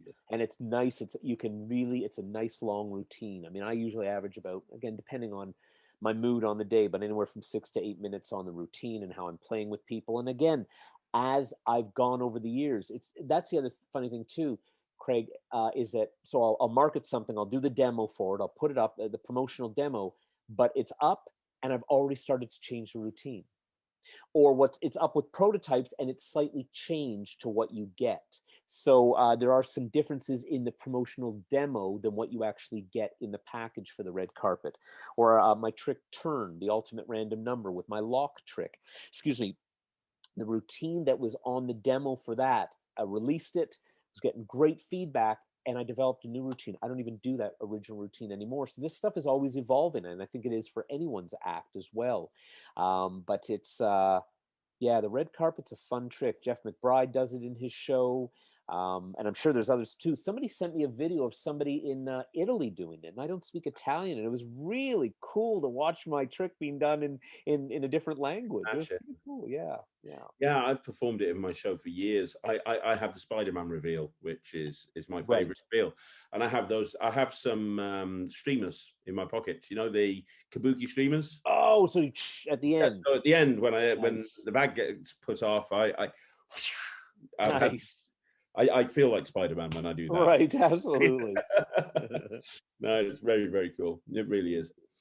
Here's a question for you. Another trick of yours, which is very well known, is the space between. And you mentioned earlier on about Penn and Teller. I'd like to talk about the space between and Penn and Teller, because obviously for those of the people that don't know, you went on Penn and Teller and you chose to do the space between, which is a great trick. Absolutely amazing trick. I suppose my question is, what made you decide to go with the space between? And what, you know, how was the experience on Penn and Teller? Did you enjoy the whole thing? For sure. So we'll start at the beginning. So Michael Close and his wife Lisa, and I mean, Michael, please understand when I say this, they're very dear friends of mine. I just got remarried 2 years ago, and they were at my wedding. Like they're very dear friends of mine. But he told me, even when I knew him before, he says, "I have no say of who gets on or who doesn't get on Penn and Teller." So please understand when I say that it's not like, "Oh, you were friends with Michael, you got on." Had nothing to do with that, because I auditioned for 2 years straight and I didn't get on. So first year I auditioned, what I submitted was the red carpet, which we were just talking about. Didn't get on. Second year, no, excuse me, I apologize. First year I submitted with my turn lock trick, didn't get on. Second year, I submitted both the turn routine again, plus the red carpet. The red carpet wouldn't fool Penn and Teller, but it'd be great television. And as you know, someone with a background in performing and all that, I know, okay, so I don't fool them, but it's going to make a really good thing on TV, a good segment. But turn, I think I had a pretty good chance of fooling them. They didn't accept either of those. So that was 2 years in a row. Again, just to show you, just because I knew Mike, it didn't make a difference. Third year, on a lark. So I was on the season finale of season 5, I think I was. So that filmed, I think it was March, and 2018, 19, is it 18? I think the 18 it did. God, isn't that funny? I don't remember. So on a lark, I just said, well, I'm not going to submit turn and the red carpet anymore. I'll just throw in the space between. But I didn't have a good footage of me doing it, so I just sent them my demo video for the trick that you see on my Poltergeist site, because I have my performance site, my Jason Palter Live, just for performance. I have my Poltergeist site just for that. And I gave them the Jason Palter, said, if you want to see me in action or whatever. So I sent the demo. It was just on a lark. I think 5 days, or within 5 days, they wrote me back, said, this could work, but we need to know, because they're, they don't want any student. They have very specific things they want. And I wrote them back. I said, yes, this is all. And I think I was booked half a week later. I think within 2 weeks, I went from just that on a lark to booked. Geez, again, right place, right time. And that's the funny thing also about you and I talk about performing, and you and I have spoken about this before. There are some fabulously talented actors, magicians, dancers, singers, whatever out there who are never even able to make enough to make rent. And there's some other real not nice people out there who are mediocre, talented, whatever, and they're making a lot of money. Why? There's no rhyme or reason to this business. Right place, right time, who you know, and you are the particular look or sound that particular decision-making team was looking for at that particular moment in time. So maybe 2 years before, had I done the space between, they wouldn't have gone for it. Anyhow, so that was it. I was booked. And I worked on a routine that is slightly different than what I did. Because again, they have suggestions of what they want you to do. And this is where your ego comes in. Yeah, but this is my routine. No. This is their show. You've just been asked to be on. My opinion is, obviously don't compromise yourself, but yes or 3 bags full. What do you need me to do? Whatever you want. And that's part of Michael Close's job, also helping to script and shape this stuff. So he had some fabulous ideas and some stuff to do with me. And I like to improvise a lot. I like to do comedy. And he said, look, they're cutting your script down, Jason. He goes, you can do it. They're just going to cut it out in the edit. So you might as well follow what they're suggesting you do. Okay, that's cool. And you just drop the ego. Now, I still had some chances to improvise on the show. There's some laughs that I got there that were genuinely in the moment. I was not even planning to do, wasn't part of the script. My biggest fear about going on there, because I mentioned earlier on in our interview that I love to ad lib, and that's sort of one of my skills. I was afraid I would go off my script because I was nervous, and I was afraid, and that's what happens a lot. The muscle memory comes back, the muscle memory of just interacting with the crowd instead of, you got one chance to do this trick. So you show up, they treat you extremely well. Everyone is very gracious, very nice. I didn't get a chance to do my full dress rehearsal. So that sort of panicked me. It's because they said, no, it looks great, you're fine. And I'm like, yeah, but I'd like to do that was it. So professional, suck it up, Jason, you're going to be okay. And then you hope when you're there on the day and they're rolling with, I think it's 9 cameras or something, that everything's going to be fine. So the experience was amazing. They're very gracious. Penn and Teller were very, very complimentary. I think I was the last person to film on that particular day. So they came backstage to me, very complimentary about it. And we're not used to Teller speaking. So there was someone talking behind me, oh, that's, blah, blah, and saying whatever. And I thought it was just a stagehand. I went, oh, it's Teller, right? And I laughed. I said, oh, sorry, didn't realize it was you talking. And anyhow, they were talking to me in the hall as you go back to your back to the hotel room and all that. It was a really neat experience, but should I say that I fooled them or I don't fool them, or do you let people go and watch it themselves? No, you can. I'm going to put a link to the Fool Us clip below, but okay, cool. But feel free to talk about the results. Nice. It was nice that it was my trick. It was like it was an invention, and that you can increase sales, or say as seen on Penn and Teller Fool Us, etc. But I wasn't really sure where they busted me. I think I know now where they busted me when I watched it back when I first saw it. But what had happened is I didn't even. Again, you don't remember. Do you agree, Craig? When you're in the moment of performing, you're in such a zone. Yes. You don't hear, or afterwards you'll be maybe saying to your wife, saying, I said something funny when I did that card. What did I say? She goes, I don't know. I said something, I want to add that to. You wish that you videoed it because in the moment, you said something. So do you ever find that Yes, can you all the relate to that? time. Yeah. Yeah. So for there's stuff that I wasn't expecting was going to happen, wasn't going to happen on the stage, and I didn't remember. And of course, they cut it down. So what a lot of people who I've spoken to, other magicians or other lay people, think, so they open up on Allison, blah blah blah, and here we are, Jason Palter, and they cut to that 30-second video, the introduction of what you do, and then they come back to Allison. They say, now, ladies and gentlemen, Jason Palter. Well, I've been standing there the entire time. That video won't have been edited or completed till about 3 or 4 months after we've taped. So what happens is that I'm standing there on stage. I'm standing on stage, Penn and Teller in front of me. They're Allison's, I don't know, about 20, 30 feet away from me on her mark. And they roll. She goes, and blah, blah, blah. And here is Jason Palter. Cut. There's a pause and a break. And she goes, okay, Allison, go again. And now, ladies, it is Jason Palter. And now I'm on. So everyone thinks the audience is looking up at the monitors, watching that 30-second montage of me. No, that doesn't come out for another few months. Wow. A lot of people don't realize that. So, and it's just, you breathe. And as I say, Michael Close's advice to myself, and then of course to the others as well, is just take it in, because then breathe and then get ready to go, because you will not remember what happened. And I think that's just the case. I don't care how seasoned a performer you are. I know there's other performers that have been on there who are really seasoned pros as well, and you're nervous. It's Penn and Teller, it's TV. I always say the audience does this with their eyes. They blink. The camera doesn't blink.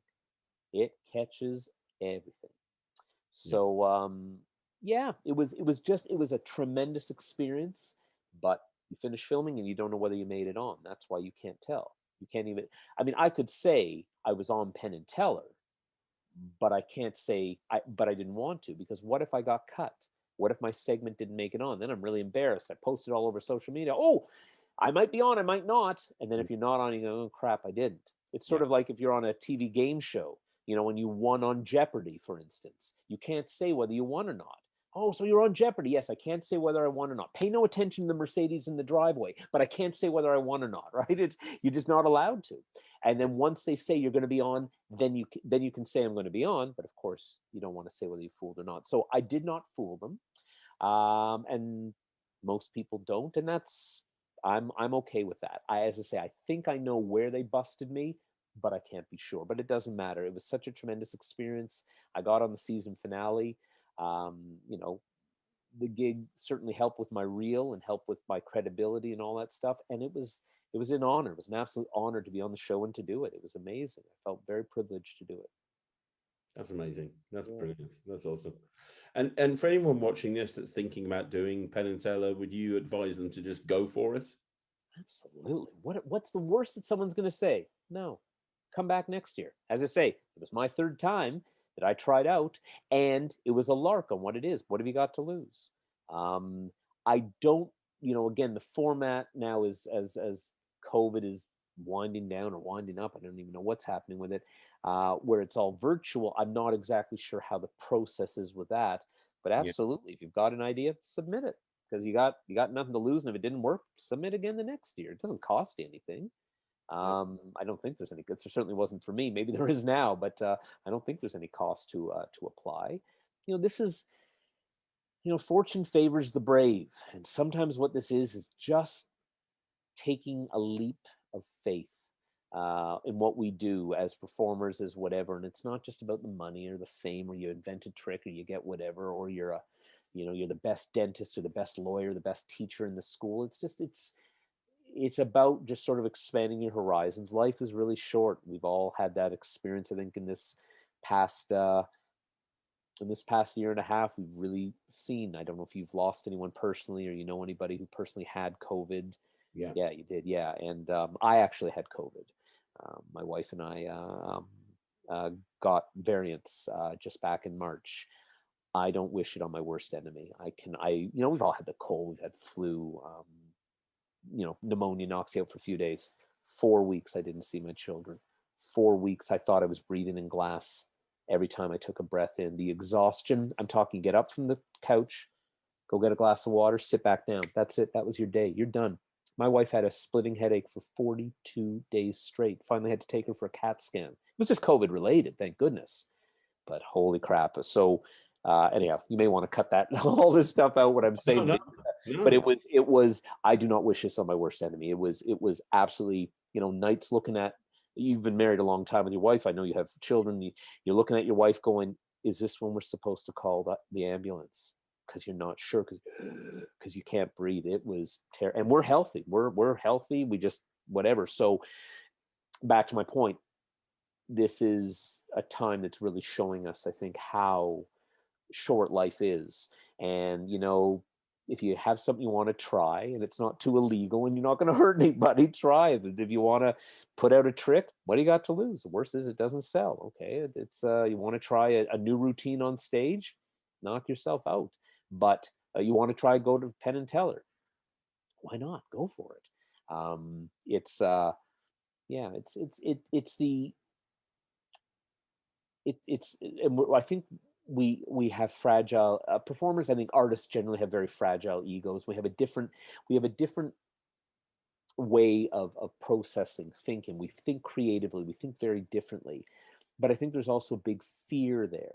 Everyone talks about, well, magicians get started in magic because they were shy in school. Okay, I don't know if that's the case with me. Maybe a little bit, but I always like to perform. I always like to make my cousins laugh and do silly skits and plays and all that sort of stuff. But there's a fear which I think keeps us away from a lot of stuff, from trying stuff. And I say, you know what, just go for it. Um, Nothing to lose. Yeah. Mhm. That's very true. That's very true. Yeah. Let me ask you a question, Jason. I want to promote your store because all of your products are available directly from you. Yeah. We've talked about Turn. We've talked about so many wonderful things. Uh, you ship worldwide. Can you give me the URL so we can put it down there? For sure. So if you've ever heard of a ghost, which is a poltergeist, so I'm Poltergeist, a play on my last name. So it's www.poltergeist,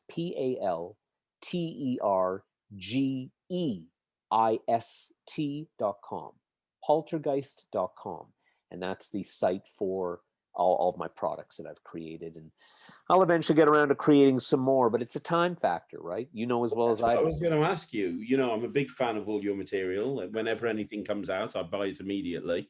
You're one of the few people that I buy stuff from sight unseen because I just know it's going to be commercial. It's going to be fitting my style. It's going to be something that I'm going to work.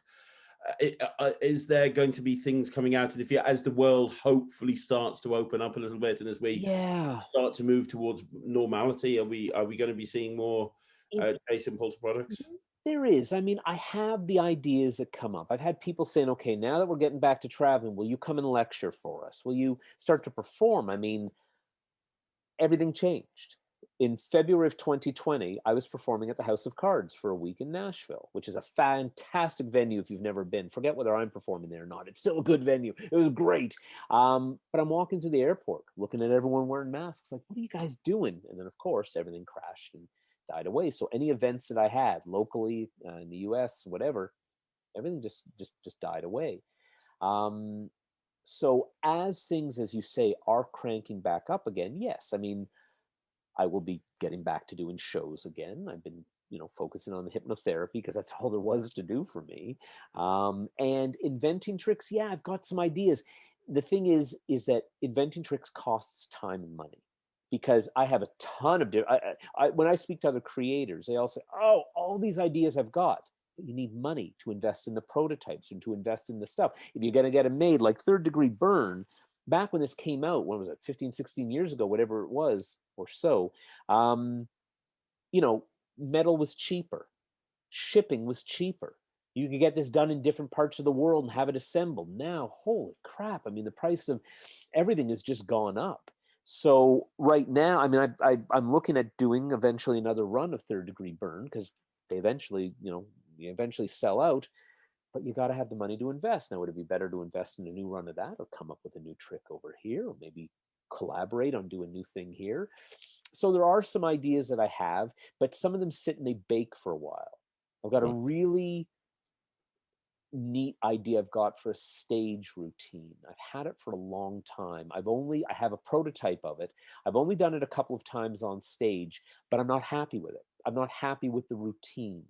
So it shelves. And so some things sit around for a while. So Pavel's Walking Knot. Are you familiar with it? Oh yeah. Yeah. So Pavel's Walking for the people who don't, Pavel, Pavel. It's basically a rope. You cut it, you tie it, and you move it on.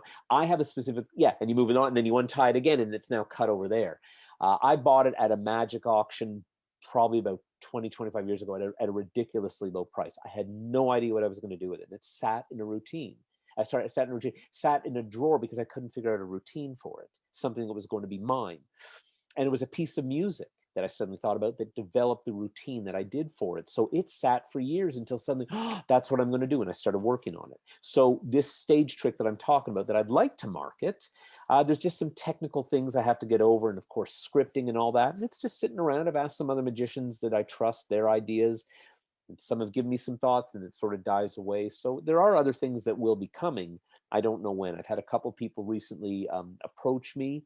They say, look, you have a bit of a name, Jason. I'm an unknown, but I've got this idea for a trick. Would you do it as a Jason Palter Presents? So I may do like my King's Crossing trick or my red carpet. Then maybe I would do that and work that. So there's that possibility as well. I just, as I say, like you, I'm sort of spread into different areas. I know some friends who are just creators. That's all they do. And they've got a ton of amazing products out. But I have different things. I just try to spin and help pay the bills every month. That's great. Yeah. Mm-hmm. Oh, it's good to know that at some point there's going to be something coming from it. Yeah. At some point there's got to be, because again, there's that creative thing. Say I want to, but it's a time factor. You could put X amount of hours to make this much money, or you could put maybe a little bit of less time to make the same amount. Where do you split your time? Where do you do stuff? And I'm sure you go through that a lot too, don't you? Sure. Yeah. I really do. I know exactly where you're coming from. Well, let me ask you one final question. Yeah, no, keep going. Which is, what's next? And what I mean by that is you've had a very high-profile career.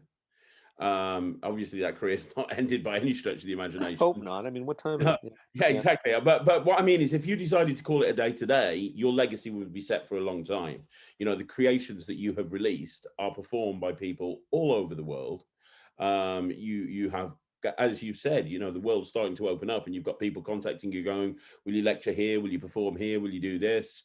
And that's solely because of your reputation as a performer, a creator, an innovator. You are very well known. You've been on Penn and Teller. You've done so much. Is there anything left in your magical bucket list that you haven't yet achieved that you'd like to do? Or do you have any goals in the future that you'd like to hit? And it doesn't necessarily have to be magical. I know that you've spent a lot of time over the last 8 years building up the hypnotherapy side of things. Are you wanting to put more effort now into the magic as things open up, or the places you want to perform or things you want to do? Just where is the future going for you?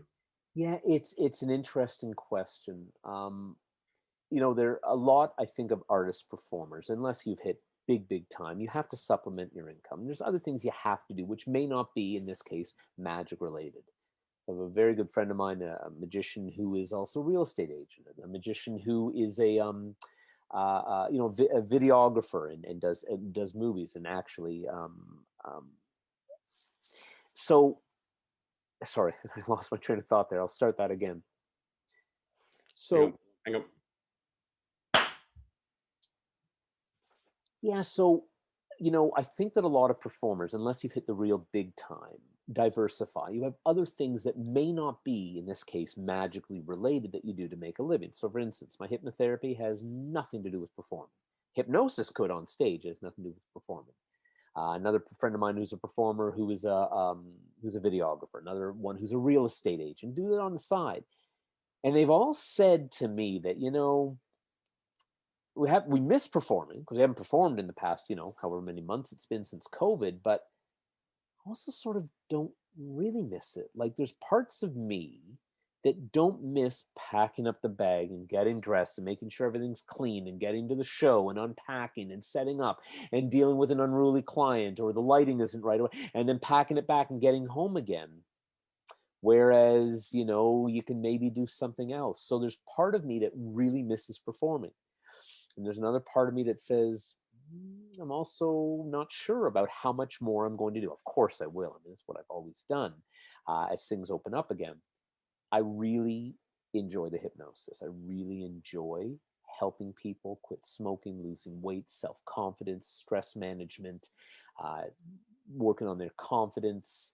Um, One of my areas is men's sexual dysfunction, because it is a performance anxiety, and that's become one of my areas of specialty over the past number of years as well, using hypnosis to help. Because performance anxiety happens not only to us performers, happens to people in the bedroom, happens to people in the boardroom, on the golf course. I mean, it just, but an area that I'd really like to do, I mean, I would like to do more theater shows. I really like that. You see, and you can, because you've done theater shows too, right? Oh, loads. Yeah. Right. You sell the tickets. They are there for you. They're there to see you. That is what they paid for. We've gotten a babysitter. We're coming out to see you.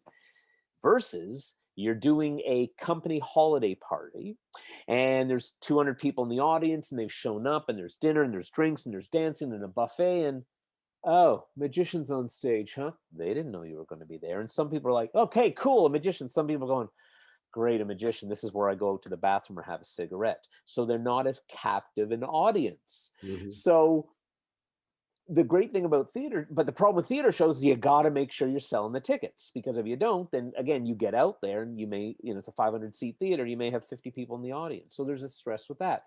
But there's something about that theater show where it's your show I really love. So I'd like to do more of that, either partnered with another performer, and I have done some before with other performers, or just solo. I've done my solo shows as well, and they're amazing, but they're a lot of work. They're a lot of work to Yeah. find people to promote it and to push it. And I always say this: you can have the best product, restaurant, magic show, whatever in the world, but if nobody knows about it, no one's going to buy it, no one's going to eat there, no one's going to come and see the show because they don't know about it. They have to know about it. They have to be reminded. So part of this is marketing. Part of this is finding somebody who knows how to go out there and sell you. So that's one area I'd like to do more of. Of course, I love doing the corporate and all that, but I'd like to do more theater shows. And the other area I'd like to do is more voiceover. I enjoy doing it. I really don't rely on that as a source of income. I do it. I have my demo video, my demo tapes for it, and ability to do and all that. I would just like to do more of that, I think. So that's probably stuff. And then you're right, inventing some more tricks. So that's sort of the few things. I'd probably, the things that I'm not doing a lot of now, I'd probably like to do more voiceover and more theater shows. That's probably when you talk about the bucket list of things to do. Um, yeah, I think so. I think that's sort of what I'm missing, because I have visions of some of the stuff I do. If I had a consistent theater show of new Mm. routines, I'd love to add in, not necessarily ones that I'd market, but just ideas that you need a specific setup. You just can't go and do it at a banquet hall. You need to have a specific setup to be able to do it and work it right. And a lot of this is as I said before, it's the rinse repeat, the repetition of the shows, that, or of the routines, where you start to develop more and more stuff, where Yeah. where you really hone it in, and maybe decide to abandon it. That's not going to be something I'm going to do anymore. It's just not getting a good enough reaction. It's not just a bad crowd. It's been a series of things. It doesn't work. Okay, so just don't be afraid to cut it. Don't be afraid. What they always say is less is more, right? That's I first of all, I think that you could achieve that absolutely because you're a very ambitious guy. But also the thing that I want to point out here, and this is possibly the best piece of advice that you've said all day, and I don't think people will pick up on it without me mentioning it, is you're talking about how you're really enjoying the hypnotherapy and you're really enjoying that side of things. I think that a very well-known magician once said to me when I was a lot younger, you need an exit strategy. You don't want to be the guy that's 90 years old performing on stage because that's all they've ever known and they've got something to do. The bottom line is magic as a business. It is a business. You're self-employed. You need to either create a nest egg or have another option. Me, for Well example, said. I've got a very physical style. I do a lot of physical, like suit jacket escape and escapology and that sort of stuff. And I don't want to be, you know, I'm 45 now. I don't want to be the 60-year-old guy. I can get away with it now. I'm okay with it now. But I think 7 or 8 years time, I ain't going to be able to do that anymore. And that's why I run a children's entertainment company over there. And that was all set up because I wanted an exit strategy. I wanted to be in a situation where when the time came for me to step back from performing, I didn't have nothing. It wasn't like I was the old guy still doing it, and everyone's like, "Oh, he should have hung up his boots years ago." And I think, Yes, well said. I Very think, well said.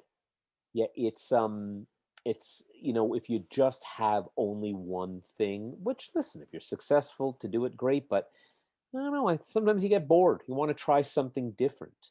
yeah, And you know, the physical stuff you talked about, you know, walking around at a trade show booth for 6 hours. I'm a little bit older than you, and I'm not 20 anymore. Walking around a restaurant for 4 hours a night, my body's feeling it. You know, I'm in okay shape, but my body's feeling it. And you're right, you don't want to get to that age where you're right, where it's just like you should have stopped. You just, you know, it was, yeah, because you can just see it on stage. Yeah, it's good. It's exit strategy. I like that. You know, it's not to be morbid where it's exiting your life. It's just trying something different where you're not going to be just performing. You do some other stuff. And I'm a firm believer in don't have brand confusion in the person's mind of what you do. So my hypnosis, for instance, is a separate phone number, separate website, separate branding. It is completely different. There's no mention of magic on the site.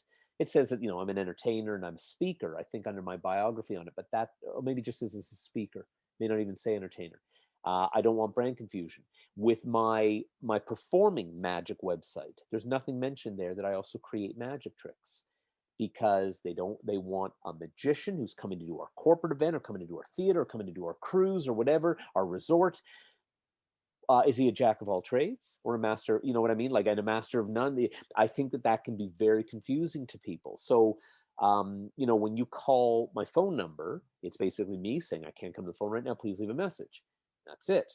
But if you call the hypnosis line, it's introducing as the hypnosis center. It's a separate phone number. It rings in a different place because I don't, hi, it's Jason, the magician and the actor and the voiceover guy and the guy who also creates magic tricks and the hypnotist. Please leave a message for one of these. What? Sorry, what? Whoa, whoa, whoa. You know, I think that people it's just too much for them. yeah. So, yeah, it's, I think that having that way to diversify, and maybe that's part of why I got into creating magic, to your point earlier on when you asked, maybe it was also part of my exit strategy to just not rely on the performing, to try something else creatively, but I can make a little bit of money off of this and pay some bills as well to do this, hopefully, if I sell some stuff or whatever. Maybe that was another reason why I did it as well. Yeah, and and as you grow in your magic career, you may move into restaurants, you may move into kids parties, you may move into corporate stuff or adult stuff, or only theaters or whatever, or maybe you're a comedy club performer and that's all you do. Your stuff is pretty blue material and you're pretty you're stand-up comic, and that's what you do. I say about illusionists and talking magicians, there's very few that can do them both well. Generally, my experience is most illusionists, um, if you ever go to see their show on stage, and most illusionists or most silent performers will, I shouldn't say illusionists, that's not fair.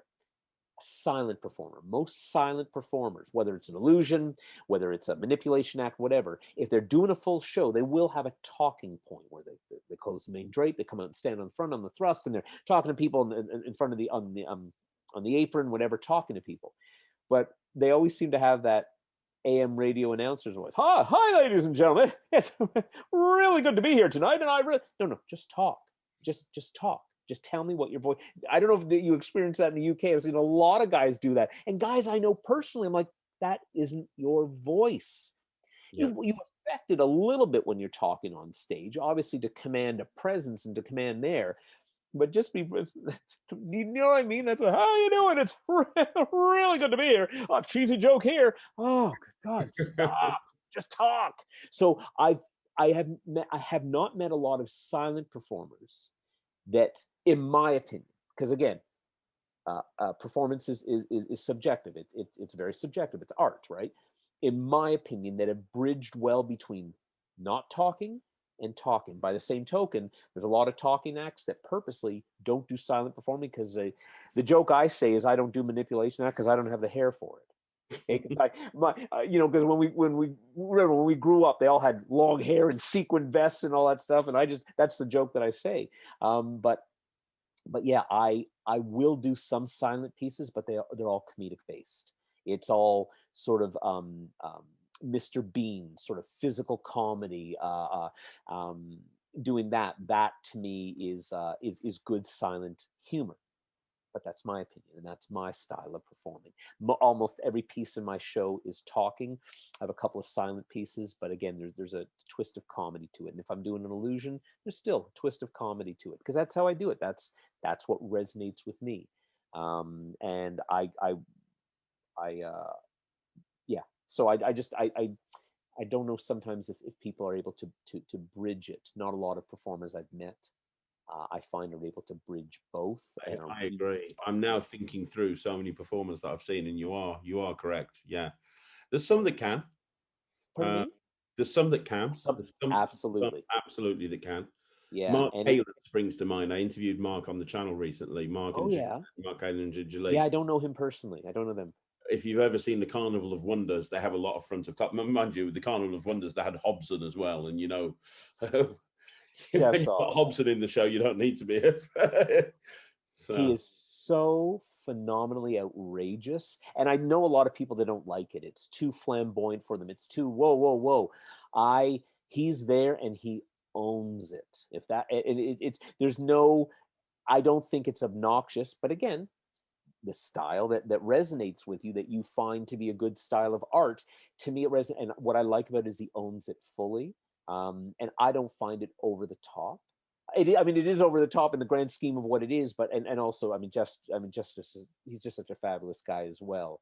If you I don't know if you know him personally, if you've ever met him, just such a great guy. But that flamboyantness, I just think it's hysterical, and he doesn't take himself too seriously. Some performers are just way too egotistical, take themselves way too seriously. It's like, settle down here, kids. It's just a magic show. I've had magicians, you go for coffee and they're still doing card tricks at the table and doing for the server when he or she comes to the table. It's like, we're having coffee here. We're discussing family and what, like stop. We're not on stage anymore. But it's that ability that I think to the point earlier on, why did you get into performing? Because they were shy, and this is what they hide behind. They hide behind this falseness of being a magician, or the facade, or the facade, or some people I've heard pronounced before. And it's just just be yourself. That's what I'm saying. Like those silent performers, they come out stage and they turn the lights on and the microphone and just talk to me. Just talk to me and just connect with me and do stuff. So yeah, my style has always been, I prefer the talking acts. But yeah, when you think about my first experience of seeing, and I think it was before I was mature enough and aware to be able to critique this sort of stuff, but David Copperfield, for me, my memory was bridged the silent, just beautifully. Like, even if you don't like him, you cannot argue what he has done. For magic, the foundation that he laid for so many things. But then he talks, and he's funny, and he's engaging and personal. Now, I haven't seen David Copperfield in years live on stage. I'm just talking about what I used to see in the back, and just to say, wow, like this guy's bridge, he's gotten both, and not a lot of people can do that. I find that, so. And even though I'm not an illusion guy, and I still have appreciation for it, but I always liked his talking bits. And I can remember as a young kid just watching, I was just crying with laughter, just how ridiculous some of the funny stuff was. I'd never seen anything like that before. So it's cool, but it's back to the point of, you're not there to fool magicians, you're there to entertain. So I think that magicians' approach is often, I'm going to fool you first, I'm going to entertain you second. And I'm like, no. You entertain first. And is a line that I heard Lance Burton once say. He said, people don't like to be fooled, but they don't mind being mystified. Yeah. People don't like to be fooled, but they like to be mystified. They don't mind that. So I always say entertain first, because that, to me, I don't think you're going to remember me for the guy who does tricks. I mean, I'll fool you. I mean, I hope to fool you. That's my job. But did I entertain you? That to me is about the entertainment. That to me is about the performance. That's what makes a magician, not just a guy or a woman who does tricks. Yes. Entertain first, mystify second. And because I remember at a restaurant once, I was at a table, and you always get those smart Alex at the table. I knew everything that you did, and I think he was expecting me to engage with him. And sometimes you just sort of have to, Tai Chi the situation. I said, okay, did I entertain you? And he was shocked. He goes, well, yeah, it was hilarious. I said, awesome, I did my job. And I think he didn't know what to say. Because the truth is, that's how I feel about it. Is I want to make you laugh. I want to make you entertain. I want to engage. I want to give you something to remember. And that personalization, and that's what I love to see in acts. Even a silent act can still be very personal and connect with the audience in their own way that would be different than if you're speaking. Yeah, I completely agree. And I think that you have to, and it comes back to what we were saying before, inject your own personality into it. Yes. And what is that personality? And that isn't born at 15. I mean, it can in some people. I've met some younger magicians that I've seen in their late teen years going, holy smokes, this guy is centered. Like he's really got his style, his presence down. My style of sort of that improvisational thing, that probably didn't really start to evolve until probably, I think I became more aware of it until probably in my 20s. I don't think I was really, I may have been doing it. I just don't think I was self-aware enough. I don't think I was mature and evolved enough as a human, maybe, to realize that that's what I was doing. And it's just been always honed and crafted from there. So when you meet younger magicians, or they don't even have to be that young, but they're imitating everybody. They're copying everyone's lines. They're doing their stuff. And it's not working for them because A, they're ripping off someone else. B, they're ripping off not someone else's lines, but their style as well. And then back to the point I said earlier on in our interview and in our chat, that they don't have a self-awareness to realize that nobody's laughing because you are you. I mean, I could do all your routines and your shows and all that, but I'm not Craig. I'm not going to be able to land on the audience with the energy the same way that you will be able to. Even if I'm imitating it all the same, it's going to be, there's nuances, there's subtleties, there's an energy that you bring to it that someone else can't. So when there was a local event that used to go on every Friday night in Toronto. We haven't done it in a couple of years. I hope it comes back, where magicians just come in and to a bar, whatever. And they and this younger magician had been ripping off some of my stuff. And I went to confront him, and I think he looked real scared. He was about 16 at the time, and I said, I'm not going to hit you, bud. Don't worry. I'm just talking to you here. And he was nervous and looking around. He said, oh, I got that particular trick for Christmas from my mom. And I did that. I said, that's okay. I said, look, I'm going to give you some advice that nobody gave me when I was younger. I just had to figure it out. And eventually when I was older, I said, work on your own stuff, because if you at this age get the reputation for ripping off and undercutting and whatever, it's never going to leave you. I said, as frightening as it is, again, we learn when we're down, take that fear and harness it into developing your own stuff and be patient. It takes a few years to hone it. But if don't mind borrowing, because we learn from imitation, right? We that's how we learn about, and even growing up as babies, we learn how to do stuff from imitation. But if you're taking inspiration from other people and subtleties from other people and then developing your own, that's great, because there's a lot of guys who end up, and I'm sure in your local market as well, they're just known as the magicians that rip everyone off. They're the magicians that undercut everybody, and that's the reputation they've had for years.